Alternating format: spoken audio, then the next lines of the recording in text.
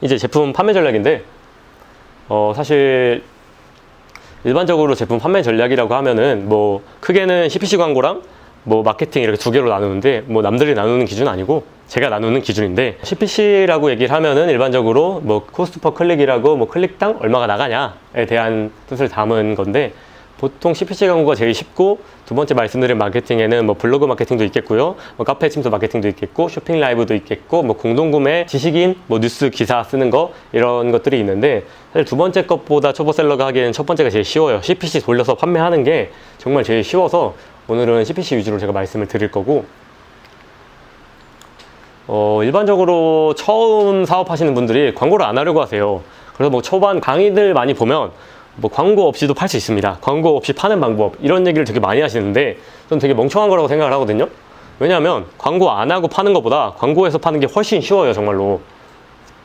광고 안 하면 네이버 스마트 스토어나 쿠팡 같은 경우에는 상위 노출이 잘 되지 않을 뿐더러, 사실 오픈마켓 같은 경우에는 구조 자체가 검색했을 때 나오는 그 페이지 자체가 전부 다 광고 페이지라고 봐도 될 만큼 광고가 필수적인데요.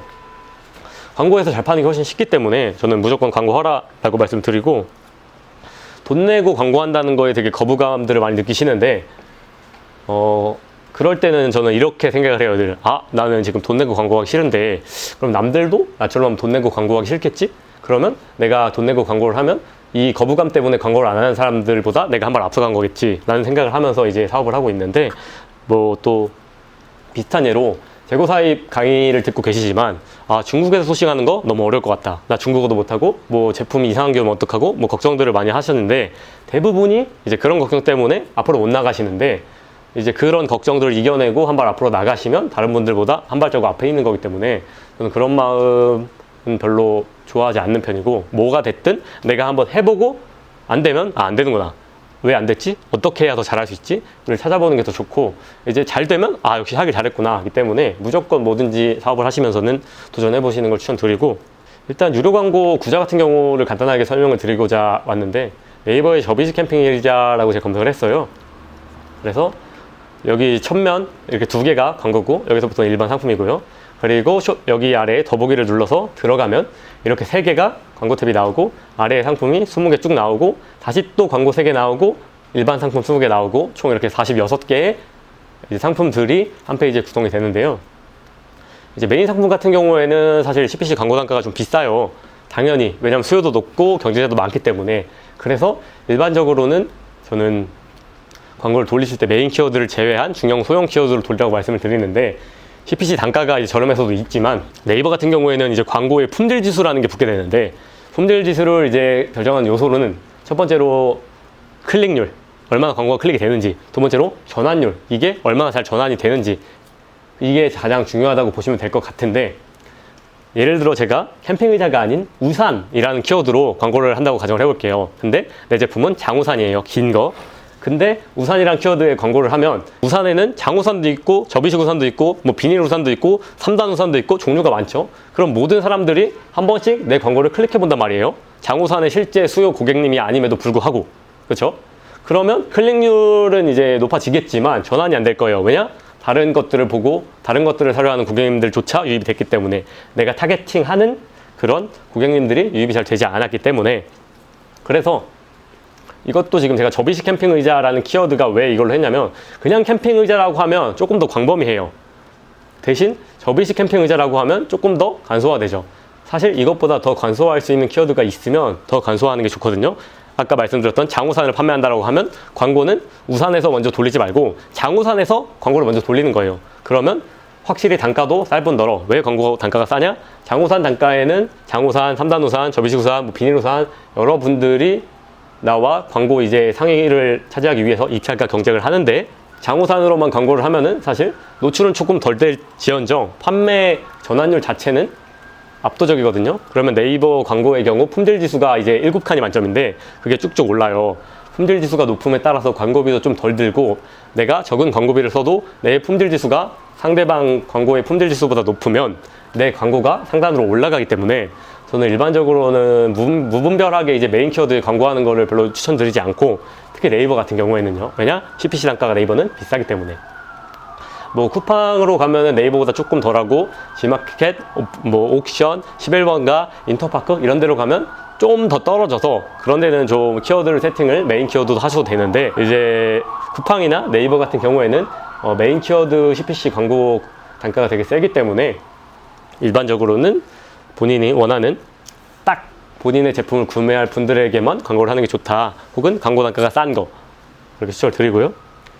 네이버 같은 경우에는 이렇게 광고 단가가 이 구자가 고정되어 있어서 다 입찰제로 운영이 되게 되는데, 여기 1,000원 썼으면 이분은 900원, 이분은 800원 이래야 이렇게 순서대로 노출이 되는 건데, 쿠팡은 좀 달라요. 아마 다 아시겠지만 모르시는 분이 있을까봐 여기에 잘 안 보이시겠지만 AD라고 쓰여 있거든요. 여기도 AD라고 써 있고, 여기도 AD라고 써 있고, 여기도 AD라고 써 있고, 다 광고라는 표시예요. 이렇게가 이렇게 세 개랑 이렇게까지. 근데 이 상품이 지금 입찰가가 높은 게 맨 위로 오는 게 아니라 내가 검색할 때마다 얘네가 순위가 다 바뀌어요. 얘네는 쿠팡은 이 CPC 광고를 돌리면 이 단가에 따라서 상단을 주는 게 아니라 좀 어느 정도 다 회전이라고 할까요? 좀 돌아가는 게 있기 때문에 개인적으로 쿠팡에서 광고할 때는 저는 무조건 1위 금액 써놓지 않고 한 3위나 4위 금액을 써놓는 편이에요. 왜냐면 어차피 여기 광고 돌아가는 데다가 굳이 제일 비싸게 광고할 필요가 없으니까 쿠팡에서는 일반적으로 그렇게 하고 있다라는 말씀을 드리고 싶고, CPC 광고에 대해서 그냥 간단하게 얘기를 드렸는데, 뭐 실무적으로 바로 막 적용할 만한 걸 예시를 보여드리진 않았지만, 광고를 하고 계신다면 혹은 광고를 하실 생각이 있다면 광고를 어떻게 세팅해야 되는지 제가 첫 번째로 말씀드렸고, 광고를 왜 해야 되는지 말씀드렸고, 광고 구자가 어떻게 노출이 되는지를 말씀을 드렸는데, 뭐 더 궁금한 거 생기면 유튜브 댓글을 남겨주시든 하시면 제가 답변을 드리고, 광고는 여기까지 제가 하겠습니다. 여기 보면은 대형 키워드는 초보자분들의 경우에요. 본인이 잘하는데 대형 키워드를 포기하라는 말은 아니에요. 대형 키워드는 초보자는 과감하게 포기해라. 중소형 키워드 위주로 CPC 단가 설정해라 라는 말씀 드리고 싶고, 그리고 5번에 이제 사업 환경 세팅인데, 제가 사실 제일 좋아하는 게 일을 효율적으로 하는 걸 좋아해요. 그래서 저는 처음에 구매 대행을 하면서 맨날 제가 일을 계속 해야 돼서 맨날 등록하고 별로 안 좋아했는데, 이 재고 사입을 하면서 좀 굉장히 마음에 들었던 것 중에 하나가, 처음에는 이제 소싱하고 공부하고 상세 페이지 만들고 광고 세팅하고 매출 일으키는 데까지 시간이 좀 많이 들어요. 노력을 많이 했어요. 근데 그게 끝나고 상품이 좀 자리를 잡으면 이제 그렇게까지 시간이 많이 들지 않아요. 저는 상품을 안정화시키고 나서 한 3개 정도 상품을 안정화시키고 나니까 월에 한 순수익이 1,000만 원 정도 남았는데, 이제 하루에 일을 1시간 정도 했다라고 얘기를 하는데 1시간도 안 한 날도 많거든요, 사실. 그래서 어떻게 그렇게 일을 적게 할 수 있었냐라고 물어보면, 이 사업의 재고사입 사업의 특성이기도 하고, 저는 무조건 포피에를 사용하는데요, 여기에 맡길 수 있는 업무는 무조건 다 맡겨요. 뭐 검수도 제가 직접 안 하고, 필요한 거 생기면 돈 드리고 이거 해주실 수 있냐, 뭐 그렇게 비싸진 않거든요. 뭐 하나에 뭐 200원 정도의 검수 해주시는데, 그래서 문제가 생기면 포피에를 다 맡기는 편이고, 본인이 직접 보내면 안 되나요? 제가 검수를 해서 보내고 싶어요 라는 수강생분들 많으신데, 이제 저는 사실 별로 추천드리지는 않아요. 왜냐면 사업을 함에 있어서 시간을 좀 효율적으로 써야 된다라고 생각을 하는데, 경영 수입이 처음에는 할 일이 정말 많거든요. 소싱도 해야 되고, 상세 페이지도 써야 되고, 경쟁자 분석도 해야 되고, 광고 세팅도 해야 되고, 플랫폼 입점도 해야 되고. 근데 이제 그 과정이 이제 한 번 하고 딱 끝이 아니라, 내가 한 제품을 처음 소싱을 했으면 그 제품으로 끝나는 게 아닌 다음 2차, 3차 제품을 소싱을 해야 되는데, 그 일에다가 택배 업무까지 추가가 되게 된다면 사실 저는 집중력을 제대로 쓸 수 없다고 보고, 보통 이제 본인이 직접 보내시는 분들 중에 저는 초반에 빠르게 성장하신 분들을 거의 못 봤어요. 그래서 처음에 무조건 반복적이고 이렇게 집중력이 낭비되는 택배 싸고 포장하는 거에 시간을 쓰지 않는 것을 저는 무조건 추천드리고, 온꼼사에서 진행한 인터뷰 영상에서 말씀을 드렸지만 저는 절대 추천드리지 않고, 이제 말씀드렸듯이 재고사입 같은 경우에는 처음에 일을 다 하고 포피엘까지 쓰면 제품이 안정화되면 사실 할 일이 거의 없어요.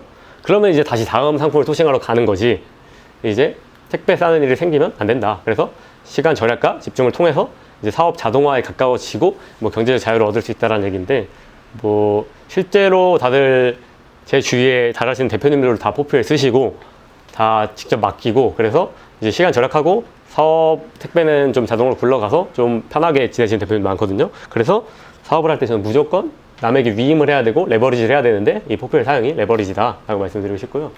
그리고 두 번째로 이제 CS 최소화가 있는데, 이제 CS에 대한 걱정을 되게 많이들 저한테 얘기하세요. 아 근데 고객님 전화 받기가 너무 무섭다, 혹은 문의가 너무 많이 달릴까봐 무섭다, 안 좋은 소리 듣기가 너무 싫다 라고 하시는데, 이것도 사실 제가 전에 말씀드렸지만 FAQ라고 이제 상세 페이지 맨 아래에 자주 묻는 질문들을 적어 놓으시고요. 그럼에도 불구하고 이제 안 읽는 고객님들이 꽤 많기 때문에 그 제품에 저는 사용 설명서 같은 거를 동봉해서 보내는데, 이건 어떻게 만들어요? 라고 하시는데, 뭐 성원 에드피아? 뭐 관련 없는, 저랑 관련 없는 곳인데 뭐 이런 프린팅 해주는 업체들이 있어요. 그런 업체들에서 그렇게 비싸지 않으니까 자주 묻는, 고객님들이 자주 묻는 사항 같은 거를 이제 인쇄 출력해가지고 주문해가지고 그 뽀피에를 보내서 보낼 때 같이 보내주세요 라고 하면 같이 보내줍니다. 그러면 사실 CS가 거의 없고, 그래도 이제 뭐 CS가 있는 분들이 있는데, 그런 경우에는 사실 저는 네이버 톡톡이나 뭐 카카오톡 채널 플러스 같은 경우로 이제 문의를 달라고 전화 자동 응답기를 돌려놓는 편이고, 직접 응대하는 게 낫다라고 하시는 분도 있는데, 초보 셀러 같은 경우는 사실 시간이 없기 때문에 전화 받으면서 일을 처리할 시간이 별로 없어요. 그래서 본인이 좀 어느 정도 여력이 되고 능력이 됐을 때는 직접 고객님과 소통하면서 전화를 받는 게 좋다고 생각을 하는데, 이제 막 시작을 하셔서 뭐 부업이거나 학교 다니시거나 그럴 때는 사실 전화 받기가 상당히 힘들기 때문에 그런 방식을 권해드리고 있고, 그리고 직원 고용 같은 경우에는 사실 뭐 월에 200만 원씩 줘야 되는 거 아니냐라고 생각하실 수도 있는데, 그럴 필요 없이 그냥 뭐 오후 1시에 한 타임 정도 몰아서 한번 해줘라, 그리고 오후 6시에 한번 몰아서 해줘라, 이런 식으로 또 일을 맡기면 또 돈이 그렇게 많이 들지 않거든요. 어차피 상품문의 달리는 내용 다 비슷한 거라서 배송 언제 와요, 제품 뭐 상세 스펙 물어보거나 배송 물어보거나 그런 거 물어보는 게 거의 대부분이라서 사실 CS 최소화에 있어서 이 정도만 하면 저는 다 된다라고 보고요. 페이스북 광고 최적화 방법이라고 나왔는데, 제가 사실 최근에 페이스북 광고를 진행을 해봤는데 계정이 잠기면서 사실 제가 제대로 진행해 본 적이 없어요. 페이스북 광고 같은 경우에는 페이스북이나 인스타그램 광고 같은 경우에는 이제 적합한 상품들이 따로 있기 때문에 원가가 낮은 거, 뭐 화장품이라든가 혹은 의류가 이제 보통 원가가 낮고 마케팅비가 많이 들어가니까 그런 것들을 페이스북 광고를 많이 하시는데, 일반적으로 의류나 뭐 원가 자체가 되게 낮은 상품을 판매하시는 게 아니라면 페이스북 광고 하는 거는 저는 별로 추천드리지는 않고요. 돈 아깝고 시간 아깝다라고 생각을 하고, 주변에서도 사실 원가가 낮은 상품이 아니고서야 페이스북이나 인스타 광고에 집중하는 경우는 저는 별로 못 봤어요. 그리고 11번, 이런 카테고리는 피해라되 이런 카테고리는 괜찮다. 저는 사실 카테고리를 딱히 막 생각하고 소싱을 하진 않는데, 의류 쪽은 안 하긴 해요. 저는 의류 쪽은 자신이 없어서. 그리고 나머지 일반적으로 디지털 가전 카테고리에 완전히 디지털 상품 같은 경우에는 네이버 같은 경우는 CPC 광고가 아예 안 되거든요.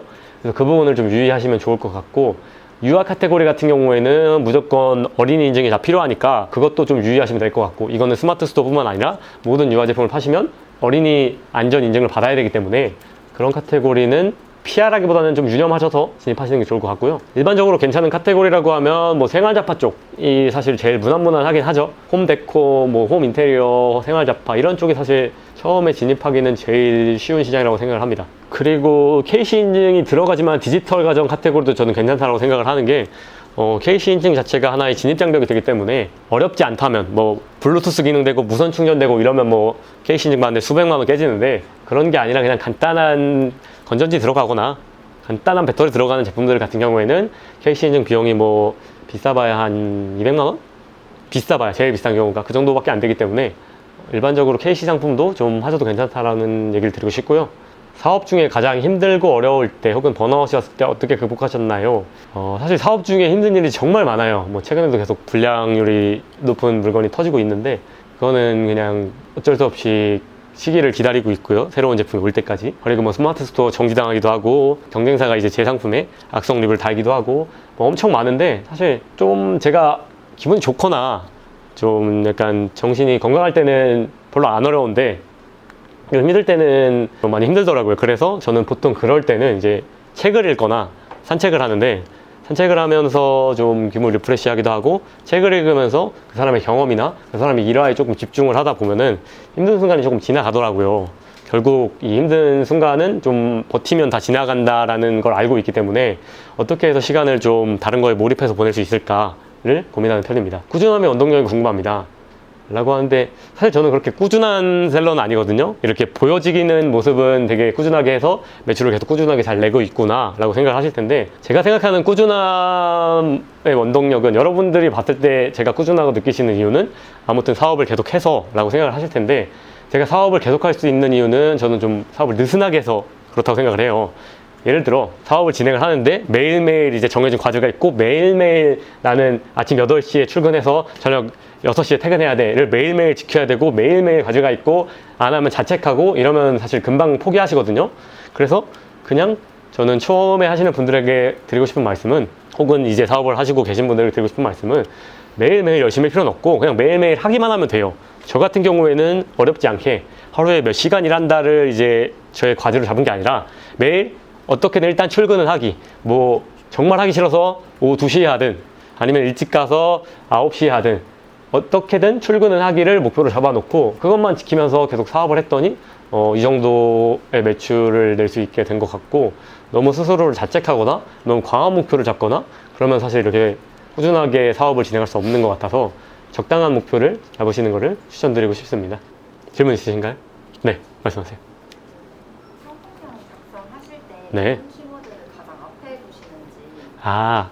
그것도 제가 말씀을 깜빡 못 드렸는데, 대형 키워드 같은 경우에는 사실 초보자분들에게 제일 앞에 두라고 하지 않아요. 왜냐하면 네이버 키워드 로직 같은 경우에 제일 앞에 있는 키워드가 가점이 많이 먹기 때문에 대형 키워드에서 사실 가점을 먹어봐야 어차피 대형 키워드에는 상관 노출을 못 할 텐데, 저는 처음에 대형 키워드 안 씁니다. 그리고 중소형 키워드 위주로 밀어서 상품 지수가 쌓이면 그때 대형 키워드를 넣는 게 더 낫다라고 생각을 해요. 왜냐하면 어차피 처음에 대형은 못하는데 상품명만 길어져서, 키워드만 길어져서 키워드 점수는 뺏기고 노출도 못하고 뒤에 있는 중소형 키워드 점수는 마이너스 되기 때문에 처음에는 저는 대형 키워드는 점수 안 넣는 걸 추천드립니다. 키워드에 안 넣는 것을. 또 질문 있으신가요? 혹시 그 브랜딩 그 네. 재고 사입을 할 때 네네. 그 어느 정도 그 자본이 필요하다고 생각되는데 네. 그런 특정 수준의 자본은 뭐 어느 정도로 생각하시는 겁니다. 사실 본인이 목표하는 수준에 따라 자금이 달라질 것 같은데, 저는 처음에 한 500만 원 정도 들고 소정을 시작했던 것 같아요. 근데 이제 뭐 위탁이랑 병행해서 하면은 이것보다 조금 더 작아질 수도 있고 좀 더 볼륨을 키우겠다고 하면은 뭐 더 커질 수도 있는데, 당연히 솔직하게 얘기해서 뭐 무자본으로 가능하다라는 말씀을 드리고 싶진 않고, 무자본으로 가능은 한데 시간이 오래 걸려요. 자본이 있는 게 확실히 성장도가 빠릅니다. 그래서 한 1000만 원 정도 있으시면은 정말로 베스트인 것 같고, 500만 원 정도 있으셔도 나쁘지 않은 것 같고, 그거보다 조금 적어도 시간을 조금 들이시면서 이제 디벨롭을 해 나간다라고 하시면 상관은 없습니다. 다만 이제 돈이 적으면 적을수록 시간이 좀 많이 걸린다라는 단점이 있긴 하죠. 왜냐하면 재고를 내가 10개 사와서 판매를 하다가 너무 잘 됐어요. 그래서 다음 재고를 사야 되는데 돈이 없으면 당연히 못 사겠죠. 그런 것도 있고, 처음에 얼만큼 들고 들여왔느냐가 좀 이제 판매 수량을 많이 팔 수 있는 경우도 있어서, 많으면 많을수록 좋은 건 사실이지만 적으면 적은 대로 시간을 조금 더 쓰시면 된다. 그리고 제가 생각하는 적정선은 한 500만 원 정도 있으면 해볼만 하시지 않을까. 초반에 이제 사입을 하셨을 때 일정 평균 시간 개수가 따로 정해져 있어요. 몇 개씩 가져오는 처음에. 이런 것도 되게 많이 물어보시는데, 사실 제품가에 따라 다르겠죠. 왜냐면 제품가가 싼 거는 많이 가져와도 별로 부담이 안 되는데, 제품가가 싼 거는 저는 좀 많이 가져왔어요. 뭐 20, 30개씩, 뭐 100개씩. 근데 제품가가 원가가 한 뭐 15,000원, 20,000원씩 한다 라고 그러면 처음에는 한 10개, 15개밖에 못 들고 왔던 기억이 납니다. 어차피 10개, 15개 들고 들어와도 색상이 2개면 거의 한 100만 원 돈 조금 안 되기 때문에 본인 여러 개 맞게끔 들고 오시는 게 제일 좋고, 너무 처음에 무리해서 사면 오히려 안 좋은 것 같아요. 적게 사서 품절이 나면 뭐 어떻게 국내에서 구해다가 뭐 보내거나 조금 기다리거나 할 수 있는데, 너무 많이 사면, 샀는데 잘못됐으면 판매하기가 더 어려워서 처음에는 재고 사실 때 저는 적당히, 뭐 상품가가 비싸면 한 15개, 20개 정도씩 사보시고 좀 싸면은 한 4, 50개 정도 사보시면 괜찮을 것 같다고 생각이 듭니다. 쇼핑몰 통합 솔루션 사용하시는 플레이오토나 그런. 저는 사실 주문 수집밖에 안 쓰는데 샵마인밖에 안 쓰거든요. 다른 거는 저는 아예 안 써요. 별로 필요가 없다고 느껴져서, 재고 사입 같은 경우에는 상품 수가 그렇게 많지 않기 때문에 뭐 오픈마켓으로 뿌릴 일이 그렇게 많지도 않고, 그래서 일반적으로 그때그때 등록을 해놓는 편이라서 저는 다른 뭐 뿌려주는 프로그램이라든지 이런 거 잘 안 쓰고 주문 수집 프로그램만 씁니다. 네이버 광고나 쿠팡 광고 그런 거 배우실 때 유튜브 같은 거 많이 찾아보시나요? 저는 유튜브를 많이 봤는데 사실 따로 그렇게 막 배운 적은 없어서 제가 혼자 연구하면서 광고를 많이 했는데, 지금은 사실 유튜브에도 굉장히 광고 잘하시는 분도 있고 좀 친절하게 설명해 주신 분들이 있어가지고 굉장히 유튜브만 봐도 사실 한 8, 90% 정도는 다 알 수 있고 나머지 10%, 20% 정도는 본인이 하면서 이제 쌓아갈 수 있는 부분이기 때문에 저는 유튜브 보는 거 괜찮다고 생각해요. 요즘은 되게 정보의 질이 높아져서. 상품 네이버 같은 경우에는 상품 정보를 적으라고 되어 있잖아요. 네네. 보통 사람들이 귀찮으니까 상세 페이지 참조 이걸로 다 누르는데 제가 뭐 다른 분한테 들었는데 그거를 다 쓰는 게 지수에 좋다고 말씀을 하시더라고요. 그러니까 상품 속성을 얘기하시는 건가요? 아니면 정보를 얘기하시는 건가요? 상품 그 제품 정보 글씨 뭐 그런 거 음. 적을 때 네이버 네네네. 아, 그러니까 AS. 맞아요. 제조사 제조사랑 브랜드는 당연히 적으셔야 되는 거고, 그건 속성명이니까 저는 그 아까 말씀드렸던 전화번호 적고 뭐 이런 건 안 적는데, 이제 제품 속성 같은 경우에는 웬만하면 다 이제 적어 넣으시길 추천드려요. 그게 확실히 속성을 적고 안 적고가 차이가 있어요. SEO 최저가 점수에. 상품을 이제 컨택을 하실 때 네. 다른 경쟁사의 상품보다 나은 점이 뭐 한 가지, 그러니까 여러 가지 있는 거를 이제 해서 아예 좀 없어 보이는 그 시장에 없는 새로운 걸 이렇게 대부분 들고 오시는지, 아니면은 똑같은 상품인데 이제 완전 다르게 표현할 수 있을 것 같아서 들고 오시는. 일반적으로 처음 할 때는 그냥 완전히 똑같은 상품을 들고 왔고요. 왜냐하면 능력이 없으니까. 근데 말씀하신 것처럼 지금의 기존에 팔고 있는 상품인데 조금 더 기능이 좋다던가 디자인이 조금 다르다던가를 소싱하는 게 조금 더 좋아요. 이제 기존의 경쟁자를 완전히 이길 수 있으면 똑같은 상품을 소싱하셔도 되는데 조금 경쟁하기가 떨어진다라고 하면 기존 상품과 디자인이 약간 다르거나 아니면 기능이 약간 더 좋아졌거나를 찾아보시는 게 좀 낫다고 생각을 해요. 개인적으로는. 샘플은 무조건 받아서 이렇게. 처음에는 사실 무슨 생각인지 모르겠는데 샘플을 안 받았어요.